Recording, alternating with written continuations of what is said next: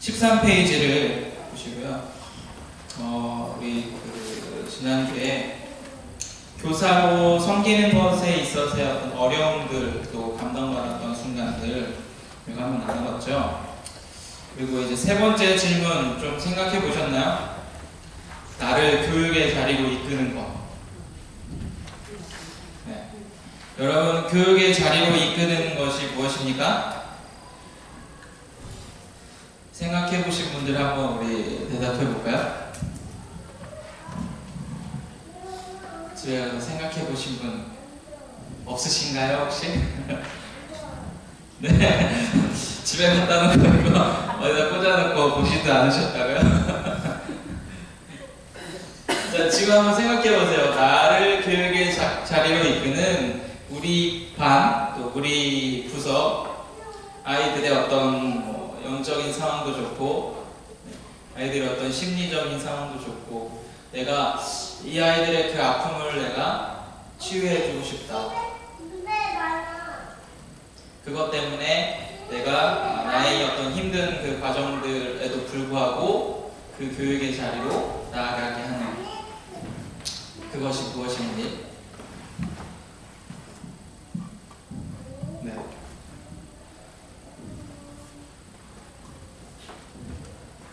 누가 말씀해볼까요? 네, 우리 김미령 박사님. 준비하는 과정이라든가 다가오는 시간에 대한 부담감도 있는데 막상 아이들과 부딪혀 볼 때 네. 거기서 얻어지는 기쁨들이 그런 기쁨들이 자꾸 크는 것 같아요. 근데 그래서 그 부담감들을 이제 하는 것까지 계속 견뎌내는 거 아니겠다 이런 생각들을 하는 거. 주로 어떤 부분에서 이렇게 기쁨을 얻으시나요? 아이와 교감이 될 때. 그 아이가 좋아. 근데 이게 신나게 막 몸을 부딪히고 놀 때. 그래서 친구들하고 신나게 놀 그 친구들 그런 것처럼 아이들하고 이렇게 놀 때 저한테도 그런 기분들이 지금 느껴집니다. 그러면 이제 아이들을 보실 때 그렇게 놀지 못하는 아이들하고 좀 그런 아이들의 모습을 보면 좀 아쉬운 마음이나 뭐 그런 게 있으신가요? 네, 기다려서 그 아이와 내가 이제 같이 놀 수 있는 기회가 있고 기다려주는 거죠. 그 아이가 두려워하고 아직 마음을 못 열고 있음을 지금 간직하고 좀 기다려주고 어떻게 하면 그 아이가 소통할 수 있을까? 뭐 이렇게 좀 더 바라보는 그래서 선생님께서 바라보시는 거는 아이들 이제 모두가 다 이렇게 어떤 관계의 벽을 허물고 다 이렇게 친하게 이렇게 교감하면서 나누면서 그런 이제 공동체가 되기를 바라시는 거죠. 네. 그래서 그게 없으면 내가 뭔가 못한 것 같고 내가 무능하고 내가 교사의 역할을 제대로 못한 것 때문에 우리 공동체가 그러지 않은가, 그런 이제 때로는 자책감도 있고, 그리고 그렇게 아이들과 교감하면서 놀고 또 아이들끼리도 그런 모습을 볼 때 이제 거기에서 만족감이나 기쁨을 얻으시는 거죠. 네, 감사합니다. 또 다른 분들은 어떠신가요? 나를 교육의 자리로 이끄는 거 우리 얘기하고 있었습니다.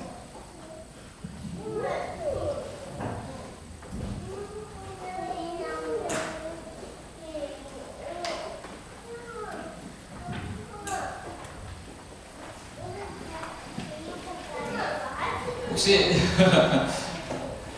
성품교사 세미나 참여하시는 거 맞나요? 여기 이번 교육은 저쪽 세미나실로 가시면 됩니다.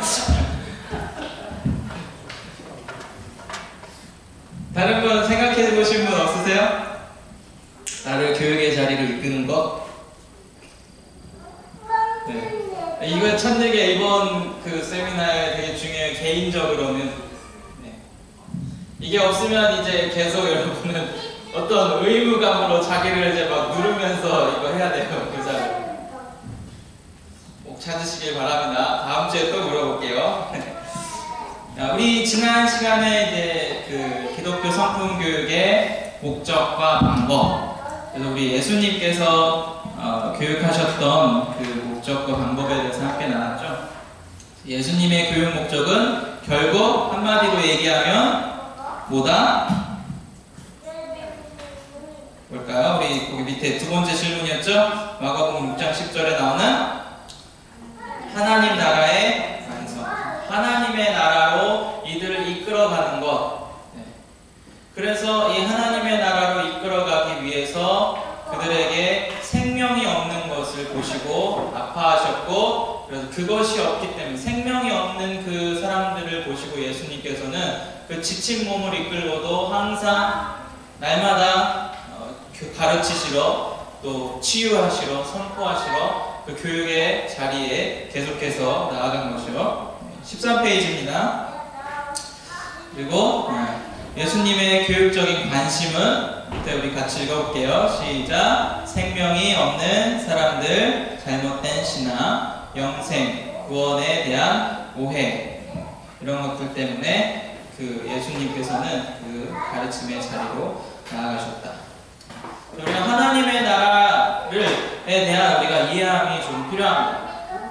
보통 이제 일반적으로 교육적으로 이야기했을 때 하나님의 나라라는 것은 이겁니다. 우리 같이 한번 읽어보겠습니다.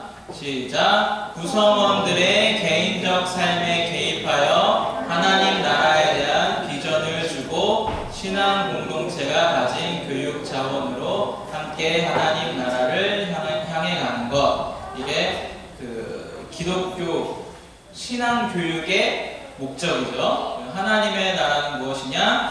세 가지 한번 쭉 읽어보겠습니다. 하나님의 통치 질서에 따라 가르침, 보호, 훈련, 축복을 누리는 것, 세상의 문화, 생활 양식, 사고 방식에서 돌아서서 하나님의 백성이 되는 것, 다시 세상으로 나아가 세상의 문화를 개혁하는 것. 네. 그래서 우리 나라라는 그 관점으로 볼 때 국가가 형성되는 우리 3요소, 초등학교 때 배우는 중학교 때 배우죠? 네. 뭐죠? 국민, 영토, 주권. 네. 대단들 하시네요. 우리 보통 순서 그렇게 배우죠? 국민, 영토, 주권, 국민, 주권, 영토 이렇게 배우죠? 보통? 네. 우리 민주주의 국가이기 때문에 항상 국민이 제일 앞에 있습니다. 그렇죠? 그런데 우리가 하나님의 나라를 생각할 때는 주권이 가장 먼저 있어야 돼요. 그 주권, 하나님 나라의 주권은 누가 갖고 계시다? 누가 갖고 계시죠? 네, 하나님께서 갖고 계시죠? 그래서 그 주권을 가지고 하나님께서 통치하시는 나라, 이 하나님께서 하나님의 나라를 통치하시는 방법은 두 가지로 요약될 수 있어요. 사랑과 공의. 이것이 공존된, 우리 가운데 한없이 사랑하시면서도 그 죄에 대한 대가를 물으시고 죄에 대해서 우리에게 책망하시는 그 사랑과 공의가 적절하게 함께 있는, 사랑만 있는 것도 아니고 공의만 있는 것도 아닌 사랑과 공의가 공존한, 이거는 우리가 더 이렇게 깊은 이야기들이 있기 때문에 넘어가도록 하겠습니다. 그 다음에 백성. 우리가 하나님 나라의 백성으로서 산다는 것은 그냥 우리가 교회 다닌다, 이것이 하나님의 나라의 백성이라는 것을 의미하는 것이 아니라 우리가 세상 문화에서 그들의 어떤 생활 양식이나 사고방식, 그거와 구별돼서 살아가는 거죠. 그래서 그 예수님께서 교회라는 의미를 사용하실 때, 우리를 교회로 부르셨다라고 했을 때, 그 교회가 헬라어로 뭐죠? 네, 에클레시아. 네, 알고 계시네요, 에클레시아. 그래서 에크가 밖으로라는 뜻이죠. 에클레시아, 밖으로 불러냈다라는 거죠. 그 세상 가운데에서 하나님께서 구별돼서 불러내신 공동체, 구원해 내신 공동체, 그게 바로 교회입니다. 그래서 그 세상과는 우리가 분리가 돼야 돼요. 우선 하나님 나라의 백성으로서 그렇게 우리의 신앙을 유지할 수 있어야 돼요. 그게 교회라는 거죠. 그리고 다시 세상 가운데 나가서 그곳을 하나님의 나라로 개혁하고 변화시켜 나갈 수 있는 그 모든 이 과정이 하나님의 나라라는 것이죠. 그래서 우리가 가르치는 신앙교육의 목적은 항상 하나님의 나라에 있다는 것 기억하셨으면 좋겠습니다. 그래서 단지 뭐 하나님 나라 하면은 우리 선교단체에서 이런 거 많이 외치죠. 이제 그런 그 하나님의 나라라는 것은 단순히 어디 그 멀리 가서 복음을 전하고 선교하고 이것만이 우리가 하나님의 나라를 완성하는 길이 아니라 실제로는 이 조화 균형이 있는 그러한 나라를 세워가야 된다는 거죠. 우리가 그래서 우리 공동체, 우리 교회 하늘샘 교회, 우리 부서 그곳을 하나님의 나라로 만들어갈 수 있는 그런 이제 선생님들이, 교사들이 우리 교회에는 필요하게 되는 것입니다. 이 시대에. 그래서 이 하나님의 나라가 바로 예수님의 교육의 핵심적인 목적이었던 가르침의 목적. 예수님께서 교육하셨던 또 예수님께서 이 땅 가운데 오신 것의 목적이 바로 이 땅의 하나님의 나라. 그리고 그들이 유대인들이 품고 있었던 하나님의 나라의 오해에 대해서 새롭게 풀어주시고 새롭게 이끌어갈 수 있도록 해주신 거죠. 그래서 우리 예수님의 교육은 무슨 교육이라고 했죠? 무슨 교육이다? 네? 예수님의 교육은 신앙교육이다. 네. 신앙교육. 그래서 지난주에 우리가 이 총체적인 신앙에는 이렇게 적어도 4가지 관점의 복합적인 의미로서 그 믿음이라는 단어가 그렇게 구성이 되어 있다라고 말씀드렸죠. 여러분, 예수님께서는 그 인간의 몸을 입고 오셔서 그 육신의 한계가 있으셨죠. 시간의 제약을 받으셨고 또 공간의 제약을 받으셨습니다. 그런데 어떻게 온 인류를 구원하는 그 목적을 예수님께서 이루실 수 있었을까? 어떻게 하면 예수님께서 이 목적을 이루실 수 있을까? 예수님께서는 딱 33년밖에 사시지 않으셨고 실제로 그 사역하신 그 기간은 3년 정도밖에 되지 않잖아요. 그리고 예수님께서 사역하신 공간도 그 유대인들이 살던 그 공동체, 그 지역밖에는 다니지 않으셨어요. 그 안에서만 복음을 전했고 그 안에서만 치유하셨고 선포하셨고. 그런데 어떻게 그 하나님의 나라가 온 인류 가운데 퍼져갈 수 있게 된 걸까요? 답은 결국 신앙밖에 없는 거예요. 신앙을 전승하는 것, 신앙을 전파하는 것, 여러분 이거밖에는 없는 거예요. 교육의 방법이. 그래서 신앙을 유지하고 신앙의 공동체를 만들게 하는 것, 그것이 바로 예수님의 교육의 목적이었습니다. 그래서 어쩌면 예수님께서 내가 다시 올 때에 너희에게 믿음을 보겠느냐 라고 물어보시지 않았나 저는 생각해봅니다. 이 신앙이 전승된다라는 것은 결국 어떤 우리의 편협한 지식을 가지고 이 신앙을 이해해보겠다 그런 걸로는 가능하지 않다라는 거예요. 본질적인 그 신앙은 늘 그 자리에 있습니다. 이 faith라는 것은 우리의 의지에 의해서 어떻게 발현되는 것이 아니라 하나님께서 위에서부터 부어주셔야 가능한 것입니다. 그 본질적인 신앙, 하나님을 향한 그 신앙은 늘 그 자리에 있습니다. 구약시대에 그들이 가졌던 신앙, 그리고 지금 이 시대에도 올바른 신앙은 동일하다는 거죠. 그래서 그 본질적인 신앙에 우리가 우리 상황에서 그 신앙을 갖고 와서 끼워 맞추는 것이 아니라 말씀을 가지고 내 삶에 가져와서 그걸 어떻게든 끼워 맞추려고 여러분 그런 거 해보셨어요? 네. 말씀을 가지고 내 상황을 어떻게든 막 끼워 맞추려고 하는 태도가 아니라 그 신앙에 내가 부름을 받아서 내가 그 자리에 가서 그 신앙과 하나가 되는 것, 이것이 바로 신앙이 전승된다. 지금 우리가 사는 이 시대의 신앙이 살아날 수 있도록 해야 된다는 것입니다. 예수님께서 하신 일이 바로 그런 것이었죠. 그래서 그 과거로부터 유대인들이 가지고 있었던 예수님께서 태초에 그들을 아담과 하와를 창조하셨을 때 그때부터 이 인간이 가지고 있었던 하나님을 향한 그 신앙을 다시 그 유대인들 가운데로 다시 불러오신 거예요. 다시 살려내신 것입니다. 죽어있던 신앙을 그들 가운데로 다시 불러내신 것입니다.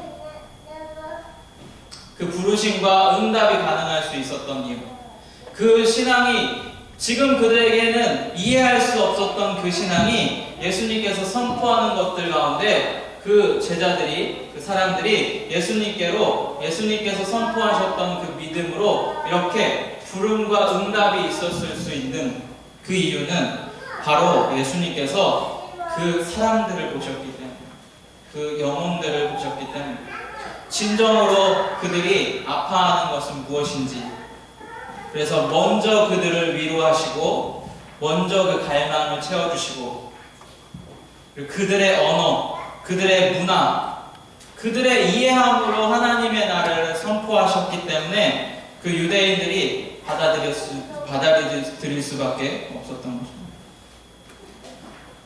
그 유대인들은 영생에 대한 관심이 깊었습니다. 하나님의 나라는 사실 예수님께서 갑자기 이렇게 들고 나오신 어떤 새로운 패러다임이 아니었어요. 하나님의 나라에 대한 것은 그 당시에 그 사람들, 유대인들이 갈망하고 있었고 그들 스스로 이야기하고 있던 겁니다. 우리에겐 하나님의 나라가 필요하다. 하나님의 통치가 필요하고 그 통치를 이룰 수 있는 그런 메시아가 필요하다. 그러니까 유대인들 스스로가 그 안에서 갈망하고 있었던 겁니다. 그 갈망은 하지만 그들이 그것을 꿈꾸고 그 삶을 이루어가는 그 방법에 있어서는 그 잘못된 신앙의 길을 가고 있었던 것입니다.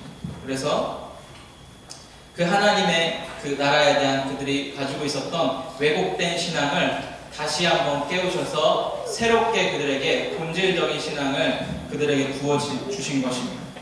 그래서 너희의 어떠함 때문이 아니라 너희를 향하신 그 하나님의 간절하신 사랑, 그것에 의해서 너희가 구원받는다. 너희가 믿고 있는 그 율법, 그것으로 너희가 구원받을 수 없고 바로 하나님의 그 간절하신 소망함으로 이 땅 가운데 보내주신 바로 구원의 길 대신 예수 그리스도, 그분을 믿는 것, 그것이 영생을 얻는 길이고 하나님의 나라로 갈 수 있는 길이다. 그렇게 분명하게 말씀하셨던 겁니다.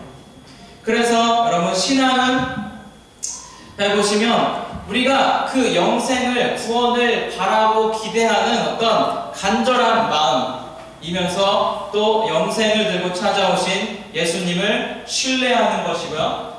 또 우리의 삶에서 실천하고 행동하는 것으로서 우리가 이 품고 있는 믿음을 증명해내는 것입니다. 그리고 어떠한 상황 가운데서도 이 믿음을 지켜내서 결국에는 하나님께서 주신 그 약속을 이루어내는 것, 이게 신앙이 하는 일이다. 제자들에게 부어졌던 그 신앙을 잘 보세요. 저 신앙의 관점, 페이스의 관점으로 봤을 때 예수님을 이 복음으로 인해, 예수님을 그 복음으로 인한 약속, 그 확신을 불어넣게 되었던 거죠. 제자들에게. 그리고 빌리프의 관점으로 와서 예수님의 그 삶을 보고 제자들은 그 하나님에 대한 지식, 바른 지식을 알게 했고 또 그 예수님께서 살아가셨던 그 삶처럼 살 수 있는 그 의지를 만들어냈다는 신앙이. 그리고 예수님만 의지하는 그 십자가의 관계, 신뢰의 관계로 초대했다라는 거죠. 그리고 성령님의 임재하심으로 말미암아 예수님과 함께 예수님처럼 사역하는, 실천하는, doing하는 그러한 그리스도인들이 될 수 있도록 했다는 거죠. 그게 신앙이에요. 여러분, 우리 시대에 정말로 신앙이 있나? 우리 공동체에 정말로 그런 신앙이 있어요? 여러분 마음에 정말로 그런 신앙이 있습니까? 지금 이 시대에 어떤 이 북한의 지하교회나 그 IS가 막 활동하는 그런 기독교 공동체들은 그들에게 신앙은 무엇일까요?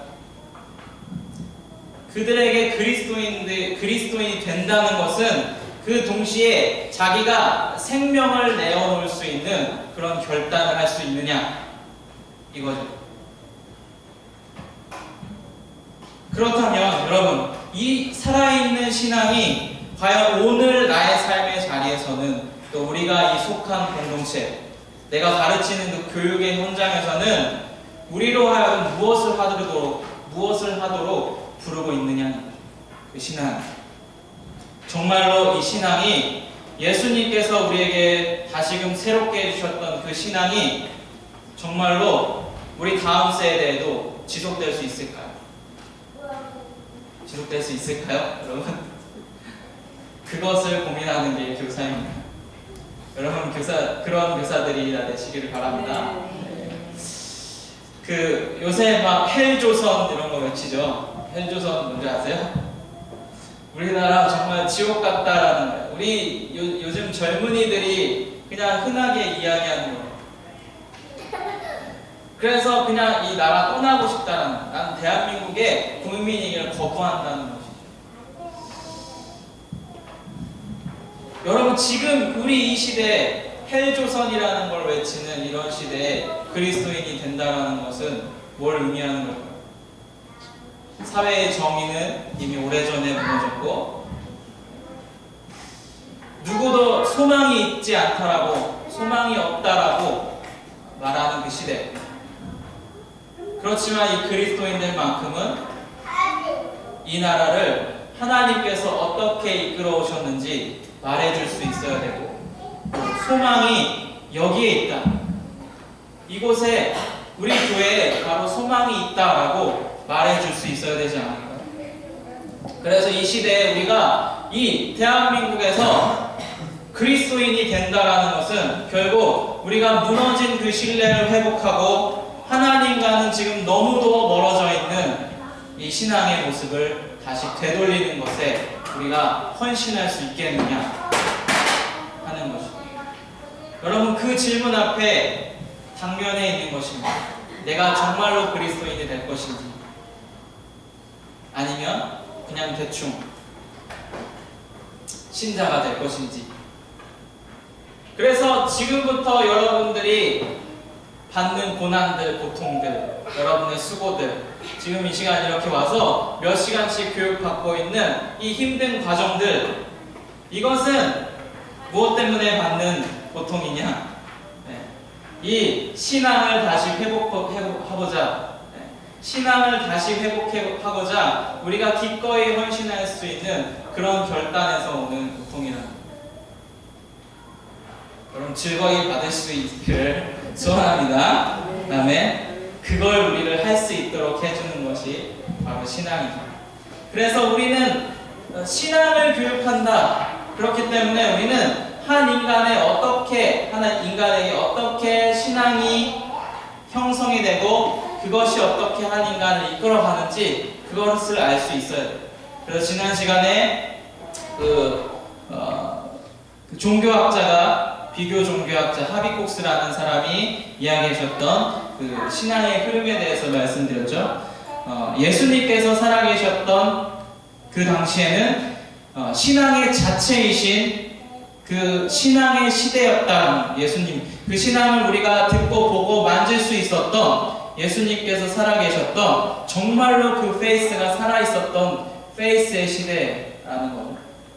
그러나 예수님께서 승천하시고 제자들도 다 죽고, 그리고 세기가 지나면서 중세시대 정도로 왔을 때 그들은 이 자기들의 신앙을 확증하기 위해서 신조라는 것을 만들었다고 말씀드렸죠. 그들이 가진 이성적인 신앙, 그 바로 빌리프가 페이스를 대체한 시대가 온 겁니다. 그리고 이 시대에 다시금 성령님께서 직접적으로 우리 삶 가운데 개입하시면서 성령님께서 우리들의 마음을 깨우시고 우리들의 마음 가운데 임재하셔서 그 살아계신 예수님을 우리가 인격적으로 만날 수 있는 시대, 그래서 다시 그 페이스가 회복되는 시대가 우리가 살아가고 있는 이 시대라는 거예요. 그 사람은 비교 종교학자, 신학자가 아니라 그 사람이 이렇게 얘기하는 거예요. 오늘날 교회들 가운데 다 교회가 무너져가고 희망이 없다라고 말하는데 살아있는 교회들이 있었다라는 거예요. 그가 가서 조사해보니까, 관찰해보니까 그들에게는 성령님의 임재가 있었다는 거예요. 그런 교회들이 살아있었다. 그런 교회들이 그 믿음을 다시 살아있는 믿음을 경험하면서 그렇게 신앙하고 있었다. 제가 그래서 이거는 정론은 아닙니다. 제가 생각해보면 이번 주에 제가 신앙에 대해서 정말로 깊이 생각해보면서 하나님께서 주신 마음도 있고 여러 가지로 제가 이 신앙이 총체적인 신앙 이것이 우리 인간에게 어떻게 세워지는가에 대해서 많은 생각들을 했습니다. 그래서 제가 표로 만들어왔어요. 이거는 여러분들이 한번 여러분도 제 경험에서 나온 거니까 여러분들도 한번 여러분의 아이들을 관찰해 보시고 또 여러분 스스로가 경험해 보시고 이거는 꼭 옳다는 아닙니다. 그냥 제가 만들어 본 거예요.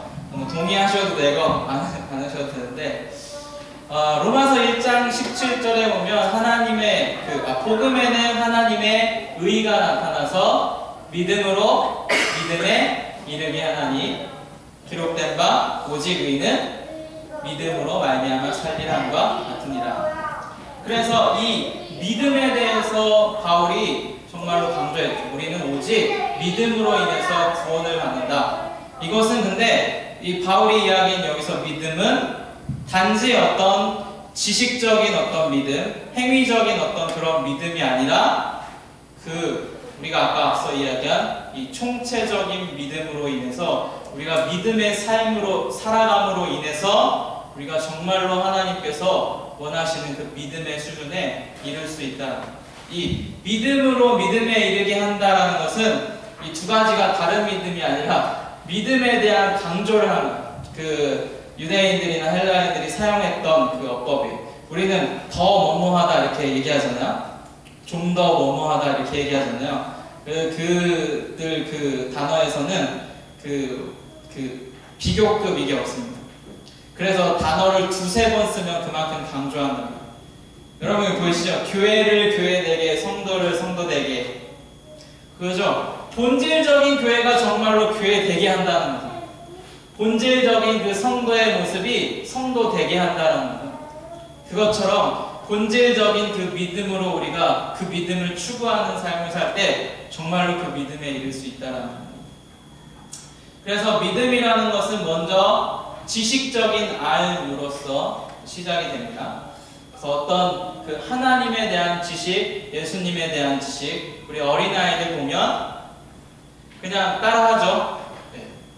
저희 루빈이도 성품 그거 외우는 거 시켰더니 하더라고요. 어느 날 지 혼자 하더라고요. 따라서 했는데 영상을 갖고 할까 하다가 딸바보가 되는 것 같아서 올라갔어요.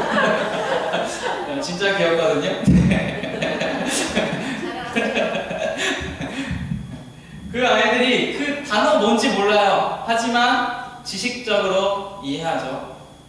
그리고 그 지식적으로 안다라는 것은 그게 정말로 믿음이라고 할 수는 없어요. 온전한 믿음이라고는 할 수 없어요. 그것을 진짜로 내 삶에 실천해봐야죠. 내가 알고 있는 믿음, 그 말씀 한 구절이라도 내가 실천해보는 거죠. 내 삶에서. 그러지 않으면 우리는 저기 지식적인 알면서 시작도 채 되지 못한다는 거죠. 그래서 실천을 해봐요. 그러면 실천해보면 내가 얼마나 모자른 사람인지 알게 되는 거예요. 내가 얼마나 하나님의 은혜가 필요한지 알게 되는 거예요. 저 때의 실천은 내 의지적인 실천입니다. 내 지식적으로 알게 되어서 내가 정말 이렇게 살아보자. 제가 간절한 하나님에 대해서 이해하게 되면서 나도 그런 신앙인처럼 살아야 되지. 그런데 예배 시간에 목사님 설교 말씀을 잘 들어야 돼. 그래서 내 앞자리에 앉아서 맨날 조는 거야. 왜? 내 의지로 실천해봤거든요. 젊을 때 맨날 졸았어요. 저는 생각이 쉬지 않는 사람이라 그렇게 듣는 그 상황 가운데 있으면 내 생각이 이렇게 멈춰져 있으면 그때부터는 졸기 시작하는 거예요. 네, 그렇게 그 젊을 때 그렇게 그런 신앙을 했다는 거예요. 내가 얼마나 부족하고 얼마나 하나님의 은혜가 필요한 사람인지 그때 깨닫게 됩니다. 그러면 진짜 하나님을 의지하게 되고 진짜 예수님을 의지하게 됩니다. 그러면서 예수님을 신뢰하는 관계가 되는 것입니다. 여기서 이 신뢰 관계에서 우리의 정체성이 만들어지는 거예요. 예수님께서 누구인지 알고 내가 누구인지 알고 그분과 나의 관계가 확증되는 것, 이게 정체성이에요. 그래서 우리 청소년 시기에 이거 참 중요합니다. 그래서 우리 아이들한테 사실 최근에는 맨날 칭찬만 해주라고 하고 잘했다라고만 해주라고 하고 그 높은 목표만 이렇게 가르쳐 주라고 그런 경향들이 있긴 한데 그것도 중요하지만 하나님 앞에서 나는 아무것도 아닌 존재라는 것을 아이들이 분명하게 인식할 필요가 있다는 거예요. 그래야 우리의 정체성이 확증이 됩니다. 그 신뢰관계가 확증이 되면 그때는 어떤 앞에서의 doing, 내 의지로서 뭔가 해보자, 실천해보자 이게 아니라 정말로 예수님의 삶에 그 하나님의 나라를 이끌어 가시는, 만들어 가시는 그 사역에 내가 그 변화에 동참하게 됩니다. 그러면 이 과정 가운데 우리는 그 믿음의 삶에 대한, 신앙의 삶에 대한 그 확신을 갖게 됩니다. 그래서 네 가지 보이시죠? 빌리프와 doing과 trust와 그리고 faith. 그 확신된 믿음, 이것으로 인해서 우리는 예수님에 대해서, 하나님에 대해서 새롭게 알게 되는 거죠. 새로운 지식이 형성이 됩니다. 그럼 다시 빌리프로 가서 다시 doing하고 trust하고 doing하고 이 신앙의 순환의 과정을 거쳐갑니다. 그러면서 이 원이 자꾸만 어떻게 될까요? 커져가겠죠. 우리의 믿음의 확신이 더 증가되고 내 의지로 사는 삶이 아니라 그 믿음으로 살아가는 삶이 점점 우리 삶 가운데서 더 많아지기 시작하는 거예요. 이 가운데 원이 점점 더 커져가는 거죠. 그런데 그렇게 커져가다가 보면 지금 내가 돌아온 그 신앙의 삶을 지금의 자리에서 다시 되돌아보니까 사실 나는 하나님의 은혜의 약속 안에 있었다. 내 믿음, 내 확신 이게 아니라 사실은 하나님의 은혜의 약속 안에 우리가 있었다라는 네. 공간이 협소해서 그런데 사실 저 원과 저 두 개의 원은 차이가 엄청나게 멀겠죠.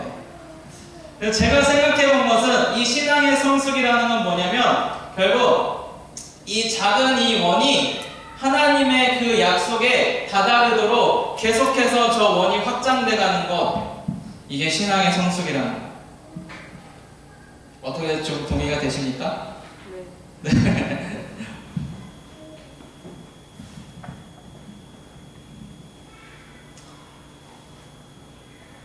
근데 이 삶 가운데에서 하나님께서, 이 삼위의 하나님께서 각각 하시는 일들이 있어요. 바로 그 은혜의 약속, 그 하나님의 나라에서 우리의 사랑으로 안아주시기 위해서, 그 약속을 부어주시기 위해서 두 팔을 벌리고 우리를 기다리고 계신 그 하나님. 그리고 그 믿음의 삶을 살아갈 수 있도록, 우리가 신앙을 성숙해 갈 수 있도록 그 우리 앞에서 길을 보여주시는 분. 저 원이 꽉 찬 모습을 어떻게 이끌어가는지 보여주시는 분. 실제적인 분, 바로 예수님, 우리에게 믿음의 확신을 주시는 분. 그리고 우리가 이 순환의 과정을 계속해서 지속적으로 해나갈 수 있도록 붙잡아 주시는 저 하얀 테두리 원, 끈이 되어 주시는 분, 그분이 바로 성령님이시죠. 그 사이사이마다 영적 체험들을 통해서 우리를 끊임없이 이 신앙의 성숙의 과정으로 갈 수 있도록 우리를 계속해서 붙잡아 주시는 그분이 바로 성령님. 이 영적인 체험들이 이 순간순간마다 있어야 됩니다. 그래서 우리가 지식적으로 알았다면 실천해낼 수 있도록 우리에게 어떤 믿음의 결단을 할 수 있도록 해주시는 분, 그분이 성령님이시다. 그리고 그 결단에 의해서 실천해보고 내가 정말로 답이 없는 사람이구나, 요새 알던 말로 노답이구나, 나 정말 노답이구나, 그걸 깨닫는 것, 자기 부인의 과정을 내가 어떤 사람인지 알게 해주시는 분, 그분이 성령님이십니다. 그리고 신뢰의 관계가 되어서 예수님과 그 예수님처럼 살아가고자 하는 그런 함께 그 동행하고자 하는 결단을 일으키시는 분, 그분이 성령님이십니다. 우리가 변화에 동참해서 정말로 그 능력으로 일할 수 있게 하시는 분, 그분도 성령님입니다. 그리고 그때에 가서는 정말로 우리가 들고 다니는 이 성경책 말씀, 그것이 정말로 말씀이 되게 하고, 그것이 그냥 어떤 추상적인 단어가 아니라 그 말씀이 어떤 과거사, 어떤 이야기가 아니라 정말로 내 삶의 실제가 되는 말씀과 일치된 삶을 살 수 있도록 그것을 깨닫게 해주시는 분, 그래서 말씀의 진정한 의미가 무엇인지 알 수 있도록 해주시는 분, 그분이 성령님이시다.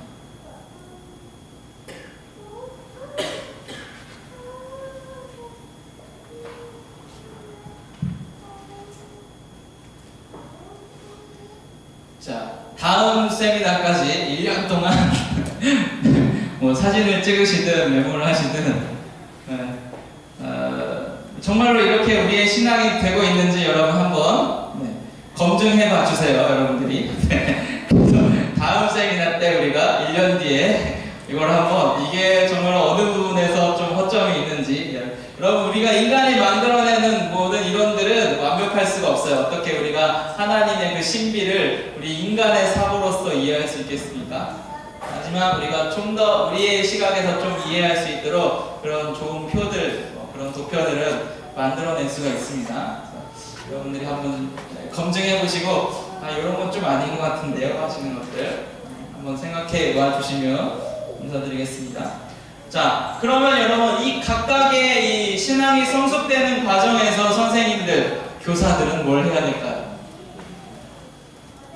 신앙의 공동체는 뭘 해야 되는 걸까요? 또 여러분은 어디에 집중하는 선생님이십니까? 어떤 거에 지금 이 과정 가운데 어떤 거에 집중하는 교사이십니까? 지식적인 알을 주고자 하는 교사이십니까? 거기에 집중하는 분이십니까? 아니면 아이들이 실천할 수 있도록 하시는 분이십니까? 네. 한번 고민해보세요. 첫 번째, 지식적인 알매 단계에서 실천을 넘어갈 때 교사들은 뭘 할까요? 교사들의 역할은 뭘까요? 이제 고린도전서 몇 장이죠? 이 세상에 스승은 많으나 아비는 많지 않다. 바울이 이야기하죠, 고린도 교회인들에게.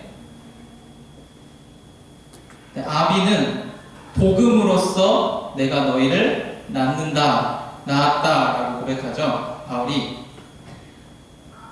그래서 그 스승의 단계가 바로 어떤 지식적인 알을 주고 실천할 수 있도록 어떤 실천적인 모델이 되는 것.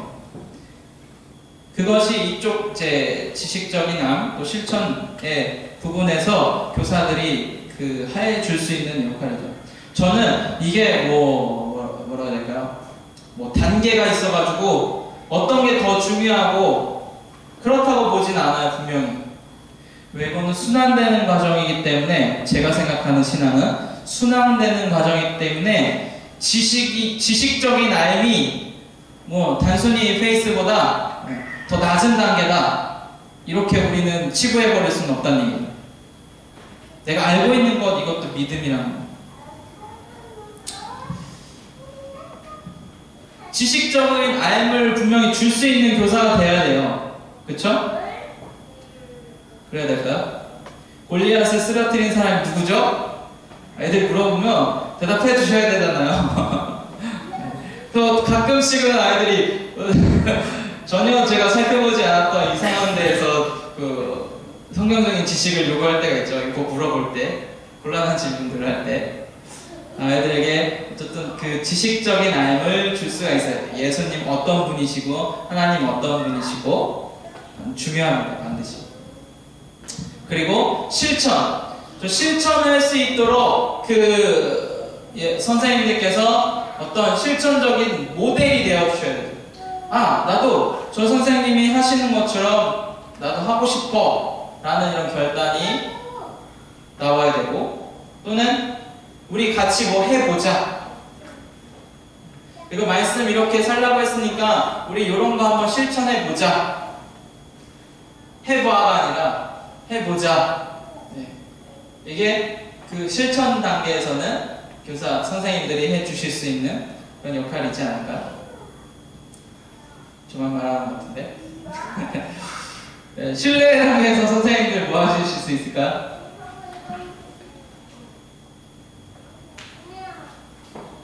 저 실천과 신뢰 사이에서 선생님들이 뭘 해주실 수 있을까요?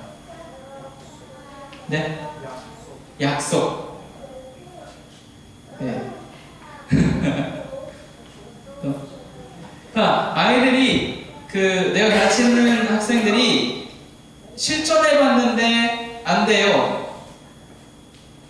저 그렇게 살아보려고 했는데 그거 힘들어요. 뭐라고 대답해줘야 되죠? 네. 그래서 우리가 하나님이 필요한 거야. 너 다 먹잖아. 하나님 다 있으시다고. 그래서 우리가 하나님이 필요한 거야. 그 신뢰 단계로 넘어갈 수 있도록 우리가 도와줘야 된다는 거야. 그런 저는 이것을 이제 표현하기를 멘토의 역할을 하셔야 되지 않나라고 생각해봤습니다. 멘토라는 단어 아시죠? 신앙을 정말로 먼저 살아본 자로서 이렇게 어떤 코치를 해줄 수 있는. 네. 그리고 이제 신뢰 관계를 넘어서 이제 변화에 동참하는 그런 이제 역할에서 교사는 함께 그 변화에 동참할 수 있는, 함께 우리 공동체를 만들어갈 수 있는 영적인 리더가 되어야 되는 거죠. 여기서는 뭔가를 우리가 같이 과업을 이뤄내고, 예를 들면 뭐 작은 우리 캠프라든지 그런 과정들 가운데서 그냥 너희는 그냥 배우는 자야 이런 관점이 아니라 그들과 함께 우리가 만들어갈 수 있도록 우리는 영적인 리더가 되고 그들은 변화에 동참할 수 있는, 그들 또한 하나의 구성원이 될 수 있도록 하는, 그래서 우리가 함께 뭔가를 만들어 나가는, 예수님의 그 사역들을 완성해 나가는 그런 영적인 리더들이 되어야 됩니다. 거기서 선생님들이 그 영성이 부족하다면 아이들을 정말로 이 자리로 이끌어내기가 힘들겠죠. 네. 선생님도 기도 못하는데 기도하라고 하면 그렇지 않나요? 그렇죠? 네. 부담되시나요? 다음 단계 뭐 하지? 자, 그래서 이제 말씀과 일치된 삶, 이거는 정말로 그 말씀에 대해서 분명한 해석을 해줄 수 있는 거예요. 내가 그 신앙에 의해서 살아본 거기 때문에. 그래서 그 유대인들 사고, 히브리적 사고에서 안다라는 이 단어는 실천과 알미 하나가 된, 결합이 된 그 알미죠. 이걸 우리는 이제 그 교육적인 용어로는 변증적 해석이라고 하거든요. 뭐냐면 내가 안 거, 이게 다가 아니라 실천해본 거예요. 아는 거를 실천해본 거예요. 그랬더니 내가 알던 것이 더 분명해진 거예요. 무슨 말인지 이해되세요? 내가 내가 알고 있는 것을 실천해 봤더니 내가 알고 있는 그게 이거구나 라고 더 분명해지는 거예요. 이 불명해진 것을 또 다시 실천하고 이 서로서로 변증해 준다. 서로서로 변호해 준다. 이 관계가 변증적 해석입니다. 그래서 말씀과 내 삶이 정말로 어떠한 관계인지 그 실천으로서 알게 되는 거예요. 그래서 야, 그 말씀 이거야. 내가 살아가는데 이거야. 그들의 삶을 여기에 가져와서 또 내 삶과 그렇게 그 변증적인 해석의 과정을 통해서 정말로 말씀의 의미가 무엇인지 깨닫도록 해줄 수 있다는 거예요. 네, 부담스러워지시나요? 네, 이게 그래서 신앙의 죄송합니다.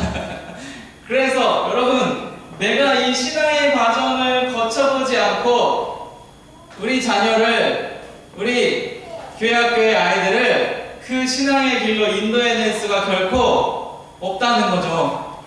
그렇지 않을까요? 네. 나는 항상 저 단계에 머물러 있어. 이것만 집중하고 있어. 지식적인 알매만, 내가 하나님과의 관계에 있어서 지식적인 알을 채우는 거에만 내가 집중하고 있다면 그 다른 거에 대해서는 아이들에게 전해줄 수가 없다는 거예요. 내가 늘 이 하나님과의 관계만 얘기하고 인격적인 그 관계, 이거 맺는 것만 중요하다고 생각하고 너희 성령 받아야 돼. 그래서 맨날 기도시키고 이런 것만 하고 지식적인 알을 채워주지 않으면 그 또한 온전한 신앙이 아니라는 거예요. 그래서 선생님들이 뭐에 집중하고 계신가 하는 거예요. 집중하고 계시냐고.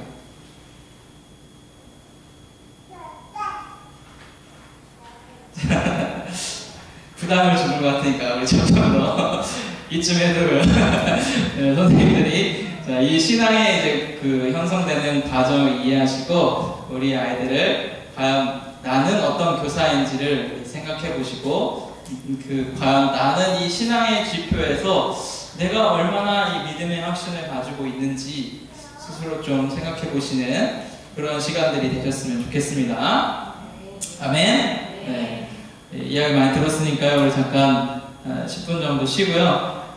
모여서는 우리 이 신앙의 관점으로 봤을 때 우리 부서의 아이들은 어떤지 한번 부서별로 조금 서로 선생님들하고 선생님들끼리 좀 이야기를 나눠보는 시간을 가지면 좋을 것 같습니다.